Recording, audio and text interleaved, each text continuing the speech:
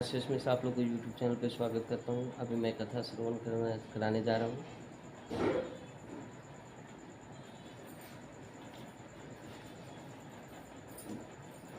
संस्कृत में बोलते हैं कि हिंदी में? हिंदी में। ईश्वरवाचा रेणु देवी प्रक्षा में तवाग्रे भत्मुत्तमम। पूजा करने के बाद सूर्य जी कहते हैं कि मंदार की माला से जिन पार्वती जी का केश पास अलंकृत है और मुंडों की माला से जिन शिव जी की जटा अलंकृत है, जो पार्वती जी दिव्य वस्त्र धारण की हैं और जो शिव जी दिगंबर यानी बाघ के छाल लपेटते हुए हैं। शिव जी कभी धोती नहीं पहनते हैं, बाघ का छाल जो लपेटते हैं वही। ऐसे श्री पार्वती जी तथा श्री शिव जी को प्रणाम करता हूँ। रमणी कैलाश पर्वत के शिखर पर बैठी हुई श्री पार्वती जी कहती हैं कि हे महेश्वर, हमें कोई गुप्त व्रत या पूजन बताइए जो सब धर्मों से सरल हो, जिसमें परिश्रम भी कम करना पड़े लेकिन फल अधिक मिले। यानी एक ऐसा व्रत बतलाइए जो करने से कम मेहनत भी पड़े और फल भी अधिक मिले। तो हे नाथ, यदि आप मुझ पर प्रश्न हो तो यह विधान बताइए कि हे प्रभु, किस तप व्रत या दान से आदि मध्य और अंत हो, यह विधान बताइए। हे प्रभु, किस तप व्रत या दान से आदि मध्य और अंत रहित आप जैसे महाप्रभु हमको प्राप्त हुए हैं। शिव जी बोले कि हे देवी सुनो, मैं तुमको एक उत्तम व्रत बतलाता हूँ। एक व्रत जो मेरा सर्व स्व और छिपाने योग्य है, लेकिन तुम्हारे प्रेम के वशीभूत होकर मैं तुम्हें बतलाता हूँ। शिव जी ने कहा, भारतवर्ष में जैसे नक्षत्रों में चंद्रमा, ग्रहों में सूर्य और वर्णों में ब्राह्मण, देवताओं में विष्णु भगवान और नदियों में गंगा, पुराणों में महाभारत, वेदों में सामवेद और इंद्रों में मन श्रेष्ठ है, सब पुराणों और वेदों का सर्वस्व जिस तरह कहा गया है, मैं तुम्हें एक प्राचीन व्रत बतलाता हूँ। एकाग्र मन से सुनो, जिस व्रत के प्रभाव से तुमने मेरा आधा आसन प्राप्त किया है। यानी इस व्रत के करने से पार्वती जी ने शिव जी का आधा आसन प्राप्त कर लिया था और मैं तुमको बतलाऊंगा क्योंकि तुम मेरी प्रेयसी हो। भाद्रपद मास में हस्त नक्षत्र में युक्त शुक्ल पक्ष की तृतीया तिथि को उसका अनुष्ठान मात्र करने से स्त्रियां सब पापों से मुक्त हो जाती हैं। हे देवी, तुमने आज से बहुत दिनों पहले हिमालय पर्वत पर इस व्रत को किया था, वह वृत्तांत मैं तुमसे कहूँगा। पार्वती जी ने पूछा, हे नाथ, मैंने क्यों यह व्रत किया था, यह सब आपके मुख से सुनना चाहती हूँ। उत्तर की ओर एक बड़ा रमणीक और पर्वत में श्रेष्ठ हिमवान नामक पर्वत है। उसके आसपास तरह तरह की भूमियाँ हैं, तरह तरह के वृक्ष उस पर लगे हुए हैं। नाना प्रकार के पक्षी और अनेक प्रकार के पशु उस पर निवास करते हैं। वहाँ पहुंचकर गंधर्वों के साथ बहुत से देवता सिद्ध चारण पक्षीगण सर्वदा प्रसन्न मन से विचरते हैं। वहाँ पहुंचकर गंधर्व गाते हैं और अप्सराएं नाचती हैं। और उस पर्वत राज के कितने ही शिखर ऐसे हैं कि जिनमें स्फटिक, रत्न और वैद द्रव्यमणि आदि की खाने भरी हुई है। यह पर्वत ऊंचा तो इतना अधिक है कि मित्र की घर की तरह समझकर आकाश का स्पर्श किया रहता है। यानी बहुत ऊंचा पर्वत है और उसके समस्त शिखर सदैव हिम बर्फ से आच्छादित रहते हैं और गंगा जल की ध्वनि सदा सुनाई देती रहती है। हे पार्वती, तुमने बाल्यकाल में उसी पर्वत पर तपस्या की थी। 12 वर्षों तक तुम उल्टी टंग कर केवल धुआं पी कर रही थी। यानी शिव जी को पाने के लिए पार्वती माता ने 12 वर्षों तक केवल धुआं पी कर रही थी और 64 वर्षों तक सूखे पत्ते यानी बेलपत्र के पत्ते खाकर जिंदा थी। माघ मास में तुम जल में बैठी रहती थी और बैसाख की दोपहरिया में पंचांगनी तापती थी। पंचांगनी का मतलब होता है कि 5 तरफ से यानी बीच में जब बैठ गए, ठीक है, और चारों तरफ से अग्नि जला हुआ है, प्रज्वलित है, उसी को बोलते हैं पंचांगनी। सावन महीने में जल बरसता तो तुम भूखी प्यासी रहकर मैदान में बैठी रहती थी और तुम्हारे पिता इस तरह के कष्ट सहन को देखकर बड़ी दुखी हुए और वे चिंता में पड़ गए कि मैं अपनी कन्या किसको दूं। उसी समय नारद जी वहां आ पहुंचे और मुनि श्रेष्ठ नारद जी उस समय तुम्हें देखने गए थे। नारद जी को देखकर गिरि ने अर्धपाद आसन आदि देकर उनके पूजा की और कहा, हे स्वामीन, आप किस लिए आए हैं? मेरा अहोभाग्य है आपका आगमन मेरे लिए अच्छा है। नारद जी ने कहा कि हे पर्वतराज सुनो, मैं भगवान विष्णु का भेजा हुआ आपके पास आया हूँ। आपको चाहिए कि यह योग्य कन्या रत्न किसी योग्य वर को दे दे, और भगवान विष्णु के समान योग्य वर ब्रह्मा, इंद्र और शिव इनमें से कोई नहीं है। और इसलिए मैं सही यही कहूँगा कि आप अपनी कन्या भगवान विष्णु को दे ही देवें।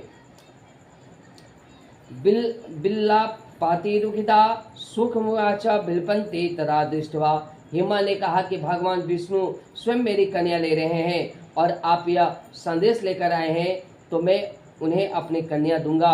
हिमवान की इतनी बात सुनकर मुनिराज नारद आकाश में विलीन हो गए। वे पीताम्बर, शंख, चक्र और गदाधारी भगवान विष्णु के पास पहुंचे। नारद जी कहाँ पहुंचे? विष्णु भगवान जी के पास। और विष्णु भगवान जी के पास जाकर बोलते हैं कि मैंने आपका शादी ठीक कर दिया।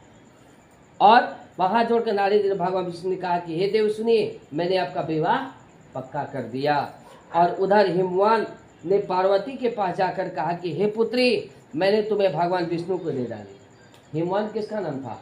हिमवान पार्वती जी के पिताजी का। और पार्वती के पास जाकर कहा कि हे पुत्री, मैंने तुम्हें भगवान विष्णु को दे डाली। और तब पिता की बात सुनकर तुम बिना उत्तर दिए ही अपनी सखी के घर चली गई, यानी दोस्तों के घर चली गई। वहां जमीन पर पड़कर तुम बड़ी दुखी होते हुए विलाप करने लगी, रोने लगी।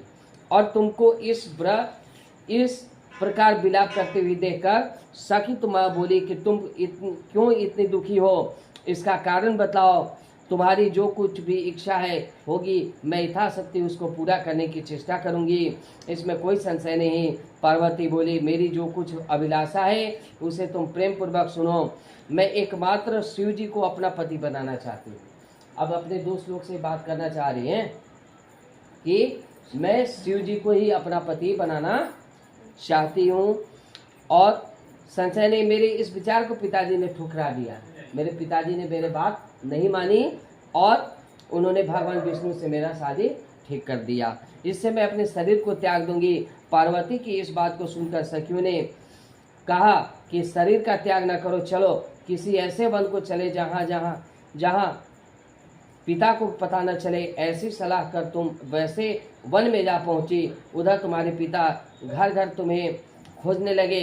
दूतों द्वारा भी खबर लेने लगे कि कौन देवता या किन्नर मेरी पुत्री को हर ले गया। उन्होंने कहा, मन ही मन कहा कि मैं नारद जी के आगे प्रतिज्ञा कर चुका हूँ कि अपनी पुत्री भगवान विष्णु को दूंगा। ऐसा सोचते सोचते हिमवान मूर्छित हो गए और गिरिराज को मूर्छित देखकर सब लोग हाहाकार करते हुए दौड़ पड़े। जब होश हुआ तो सब पूछने लगे कि गिरिराज अपनी मूर्छा का कारण बतलाइए। हिमवान ने कहा कि आप लोग मेरे दुख का कारण सुने। न मालूम कौन मेरी कन्या को हर ले गया। ऐसा नहीं हुआ तो उसे किसी काले सांप ने काट लिया या सिंह खा गए होंगे। हाय मेरी बेटी कहाँ चली गई। अब भाई किसी के पिता की बेटी अगर चली जाती है बिना बताए हुए तो चिंता होगी। तो वैसे ही हिमवान पर्वत को यानी पार्वती जी के पिताजी को लगा और वो मूर्छित हो गए, बेहोश हो गए। ठीक है। और हाय मेरी बेटी कहाँ चली गई। वो बोलते हैं कि मेरी बेटी कहाँ चली गई और कौन ले गया। तो मैं वन खोजने लगे। वो वन भी सिंह, भालू, हिंसक जंतुओं से बड़ा भयानक हो रहा था। तुम भी अपनी सखियों के साथ उस भयानक वन में चलती चलती एक ऐसी जगह जा पहुंची जहां एक नदी बह रही थी। उसके रमणीय तट पर एक बड़ी सी कंदरा थी। तुमने उसी कंदरा में आश्रम बना लिया और मेरी एक बालुकामय प्रतिमा बनाकर अपनी सखियों के साथ रहकर मेरी आराधना करने लगी। और जब भाद्रपद शुक्ल पक्ष की युक्त तृतीया तिथि प्राप्त हुई तब तुमने मेरा विधिवत पूजन किया और रात भर जाकर गीत वादा से मुझे प्रश्न करने में बिताया। उस व्रतराज के प्रभाव से मेरा आसन डगमगा उठा, जिससे मैं तत्काल उस स्थान पर जा पहुंचा जहां पर तुम अपनी सखियों के साथ रहती थी। वहां पहुंचकर मैंने तुमसे कहा कि मैं तुम पर प्रश्न हूँ, बोलो क्या चाहती हो। तुमने कहा, मेरे देवता, यदि आप मेरे ऊपर प्रश्न हैं तो मेरे पति बनी। मेरे तथास्तु कहकर कैलाश पर्वत पर वापस आने पर तुमने वह प्रतिमा नदी में प्रवाहित कर दी और सखियों के साथ उस महाव्रत कर पारण किया। हिमवान भी तब तक उस वन में तुम्हें खोजते हुए पहुंच गए, यानी पिताजी भी पहुंच गए थे। और थोड़ी देर में दिशाओं में खोज करते हुए उन्होंने नदी के तट पर जो कन्याओं को सोते हुए देखा। देखते ही उन्होंने तुम्हें छाती से लगा लिया और बिलख कर रोने लगे कि फिर पूछा, पुत्री तुम सिंह व्याघ्र आदि जंतु से भरे इस वन में क्यों आ पहुंची?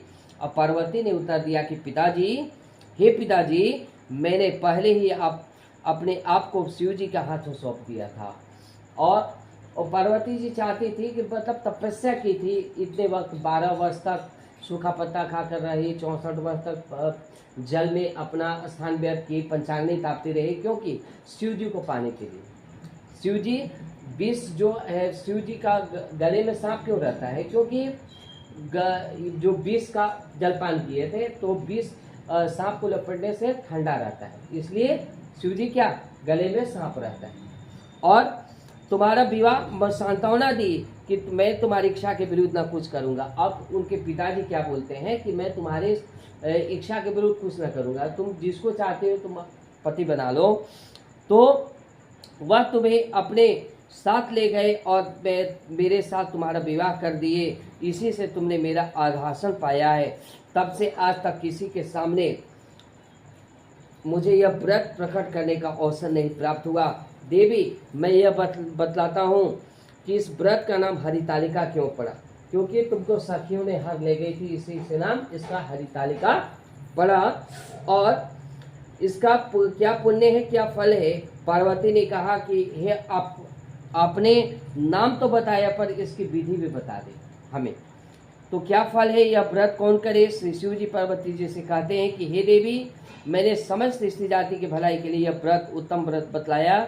जो स्त्री अपने सौभाग्य की रक्षा करना चाहती है वो यह यत्न पूर्वक इस व्रत को करे। और केले के खंभे आवाजे सुसज्जित होकर मंडप बनावे, इसमें रंग बिरंगे रेशमी कपड़ों से चंदवा लगाकर चंदन आदि सुगंध द्रव्य से यह मंडप लिपावे। फिर शंख मेरी मृदंग आदि बजाते हुए बहुत से लोग एकत्रित होकर तरह तरह के मंगलाचार करते हुए उस मंडप में पार्वती तथा शिव जी की प्रतिमा स्थापित करे। उस रोज दिन भर उपवास कर बहुत से सुगंध फल फूल नाना प्रकार के नैवेद्य आदि कर मेरी पूजा करे और रात भर जागरण करे। जो ऊपर इकट्ठा करे उस ऋतु में जो फल तथा फूल मिल सके विशेष रूप से रखे। इसके बाद धूप दीपादि से पूजन कर प्रार्थना करे। बोलिए, हे शिवे शिव रूपिणे, हे मंगले, हे ब्रह्म रूपिणे, आपको नमस्कार है। हे शिव रूपे, आपको नमस्कार है। हे शिव रूपे, आपको सदा के लिए नमस्कार है। हे शिव रूप ब्रह्म रूपिणे, आपको नमस्कार है। हे जगदात्री, आपको नमस्कार है। हे सिंहासनी, आपको नमस्कार है। तो संसार के भय से भयभीत मुझे दिन की रक्षा करे, इस कामना की पूर्ति के लिए मैंने आपकी पूजा की। हे पार्वती, मुझे राज्य और सौभाग्य दे, मुझ पर प्रसन्न हुए। इन्हीं मंत्रों से पार्वती तथा शिव जी की पूजा करे। तदंतर विधि पूर्वक कथा सुने और ब्राह्मण को वस्त्र, गौ, स्वर्ण और आदि देवे। इस तरह इच्छित होकर स्त्री पुरुष दोनों एक साथ पूजन करे। फिर वस्त्र आदि जो इसका बार बार विधवा होना पड़ता है। जो स्त्री तृतीय तिथि का व्रत न कर अन्न भक्षण करती है वह 7 जन्म तक बंध्या रहती है और उसको बार बार विधवा होना पड़ता है। वह सदा दरिद्र पुत्र शोक, ये शोकाकुल स्वभाव की लड़ाकी, सदा दुख भोगने वाली होती है तथा उपवास न करने वाली स्त्री अंत में घोर नरक में जाती है। मांसाहार करने से बाघिन, दही खाने से बिल्ली, मिठाई खाने से चिट्टी और कुछ खाने से मक्खी हो जाती है। और तीज को अन्न खाने से सुकरी, फल खाने के बंदरिया, पानी पीने से जोंक, दूध पीने से सांपिन, उस रोज सोने से अजगरी और पति को धोखा देने से मुर्गी हो जाती है। इसलिए सभी स्त्रियां व्रत अवश्य करें। दूसरे दिन स्वर्ण आदि चांदी तंबा बांस के पात्र में अन्न भरकर ब्राह्मण को दान दे और पारण करे। जो स्त्री इस प्रकार व्रत करती है वो मेरे समान पति पाती है और जब वो मरने लगती है तो तुम्हारे समान उसका रूप हो जाता है और उसे सब प्रकार के सांसारिक भोग सामूहिक मुक्ति मिल जाती है। इस हरितालिका के व्रत कथा सुनने से प्राणी को 1000 अश्वमेघ और सैकड़ों वाजपेयी यज्ञ करने का फल प्राप्त होता है। हे देवी, मैंने यह सब व्रत उत्तम व्रत बतलाया है जिसके करने से प्राणी सब पापों से छूट जाता है। प्रेम से बोलिए, शंकर भगवान की जय, पार्वती मैया की जय, गणेश भगवान की जय, कार्तिक भगवान की जय। छोड़ दीजिए।